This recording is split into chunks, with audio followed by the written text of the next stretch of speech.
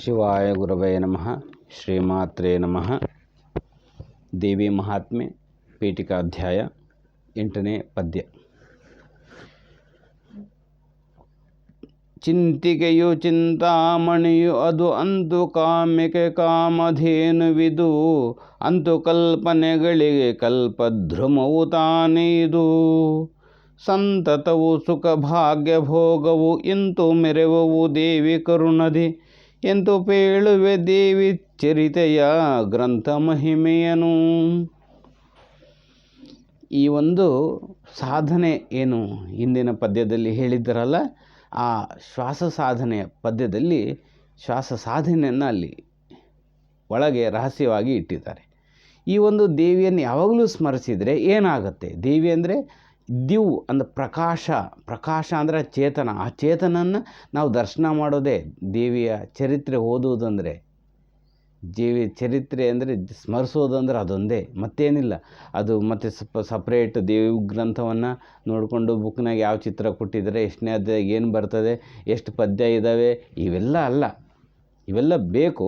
ಇವೆಲ್ಲ ಇಷ್ಟು ಸರಳವಾಗಿ ಏನಂದರೆ ಆ ಚೈತನ್ಯವನ್ನು, ಸರ್ವ ಚೈತನ್ಯ ರೂಪ ಅಂತ ಮೊದಲಿಗೆ ದೇವಿ ಭಾಗವತದಲ್ಲಿ ಹೇಳಿರ್ತಕ್ಕಂಥ ಅದೇ ಒಂದು ಗಾಯತ್ರಿ ಮಂತ್ರ ಅಲ್ಲ. ಅವಧೂತರು ಕೂಡ ಇದರಲ್ಲಿ ಹೇಳಿರ್ತಕ್ಕಂಥ ಒಂದು ಬೀಜಾಕ್ಷರಗಳಿಂದ ಕೂಡಿರ್ತಕ್ಕಂಥ ಲಲಿತಾ ಸಹಸ್ರನಾಮ ಮಂತ್ರವನ್ನು ಅದರಿಗೆ ನಿಕ್ಷಿಪ್ತ ಮಾಡಿದ್ದಾರೆ.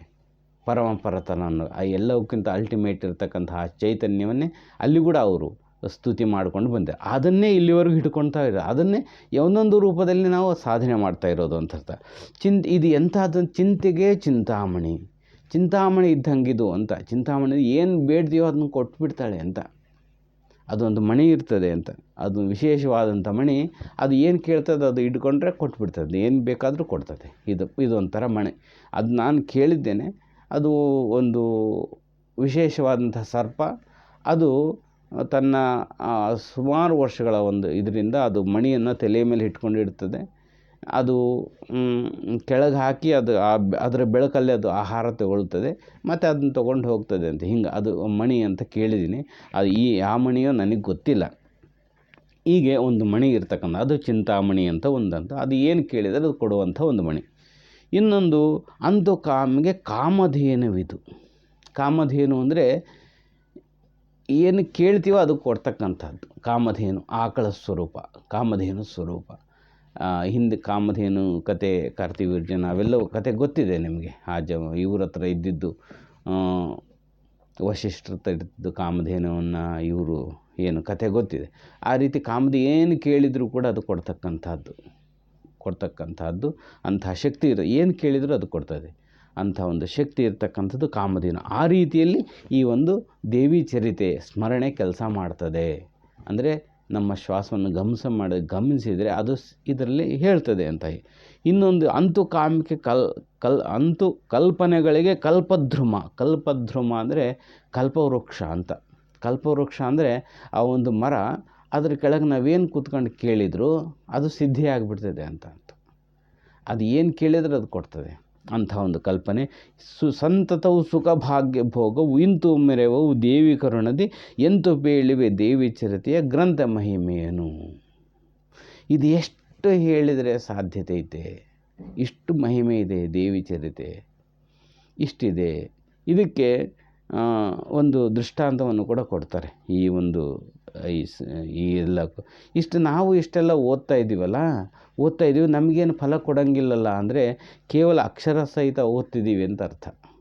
ಆ ಶ್ವಾಸವನ್ನು ಗಮನ ಮಾಡಿಲ್ಲ ಅಂತ ಇರ್ತಕ್ಕಂಥದ್ದು. ಈಗ ನೋಡ್ರಿ, ಒಂದು ಯಾರೋ ತೀರ್ಕೊಂಡ್ರು ಅಂದರೆ ಏನನ್ಸದೆ? ಹೋದರು.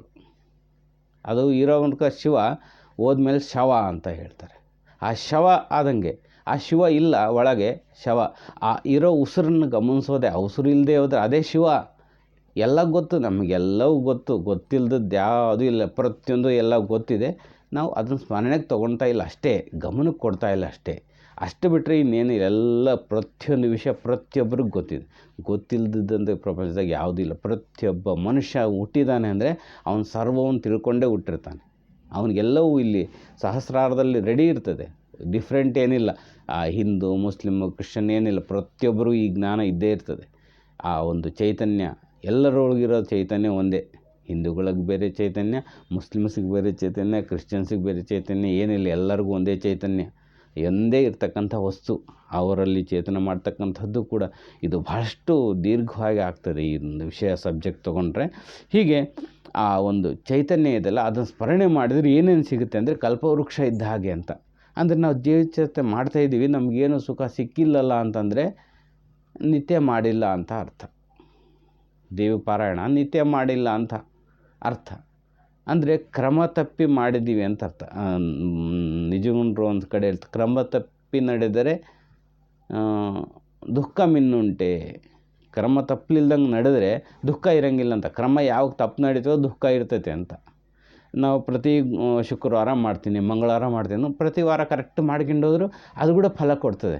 ಈ ಕಂಟಿನ್ಯೂಷನ್ ವಿತೌಟ್ ಬ್ರೇಕ್ ಅಂದರೆ ಒಂದು ಕಂಡೀಷನ್. ನಾವೇ ಪ್ರತಿ ಭಾನುವಾರ ನಾನು ದೇವಿ ಪಾರಾಯಣ ಮಾಡ್ತೀನಿ, ಅಥವಾ ಪ್ರತಿ ಶುಕ್ರವಾರ ಮಾಡ್ತೀನಿ, ಪ್ರತಿ ಗುರುವಾರ ಮಾಡ್ತೀನಿ, ಇನ್ನೊಂದು ಪ್ರತಿ ದಿವಸ ಮಾಡ್ತೀನಿ. ಯಾವೊಂದು ಕ್ರಮ ನೀನು ಹಾಕ್ಕೊಂಡಿಯ ಅದಕ್ಕೆ ನೀನು ಬದ್ಧನಾಗಿದ್ದರೆ ಫಲ ಕೊಡ್ತದೆ. ಅದು ಒಂದು ವಾರ ಮಾಡಿದ್ದು ಇನ್ನೊಂದು ವಾರ ಬಿಟ್ಟೋದು, ಇದು ಯಾವಾಗ ಕ್ರಮ ತಪ್ಪುತ್ತೋ ಫಲ ತಪ್ಪಿತು ಅಂತ ಅರ್ಥ. ಹೀಗೆ ನಾವು ಕ್ರಮ ತಪ್ಪದೇ ಮಾಡದಿರೋದ್ರಿಂದ ಇದು ಫಲ ಸಿಗ್ತಾ ಇದೆ ಅಂತ ನಮಗೆ ಅರ್ಥ ಆಗ್ತದೆ ಅಂತ ಅರ್ಥ. ನಾವು ಕ್ರಮ ತಪ್ಪಿ ಮಾಡ್ತಾಯಿದ್ದೀವಿ ಅಂತ ಅದರ ಒಳಗೆ ಅರ್ಥ, ಅಂತರಾರ್ಥ ಅದೇ ಈ ರೀತಿ ಇದೆ. ಕ್ರಮ ತಪ್ಪದೇ ಇನ್ನು ಮೇಲೆ ಪ್ರಾರಂಭ ಮಾಡ್ತಕ್ಕಂಥದ್ದು, ಓದ್ತಕ್ಕಂಥದ್ದು ಭಾಳ ಒಳ್ಳೆಯದು ಅಂತ ಒಂದು ಇದನ್ನು ನಾವಿಲ್ಲಿ ಅರ್ಥ ಮಾಡ್ಕೊಳ್ಬೇಕು. ಯಾಕಂದ್ರೆ ನಮಗೆ ಫಲ ಯಾಕೆ ಕೊಡ್ತಾ ಇಲ್ಲ ದೇವಿ ಪುರಾಣ? ದಿವಸ ಒಂದು ಪದ್ಯ ಓದ್ತೀನಿ, ದಿವಸ ಒಂದು ಪದ್ಯ ನೋಡ್ತಾ ಹೋಗಬೇಕು, ಓದ್ತಾ ಹೋಗಬೇಕು.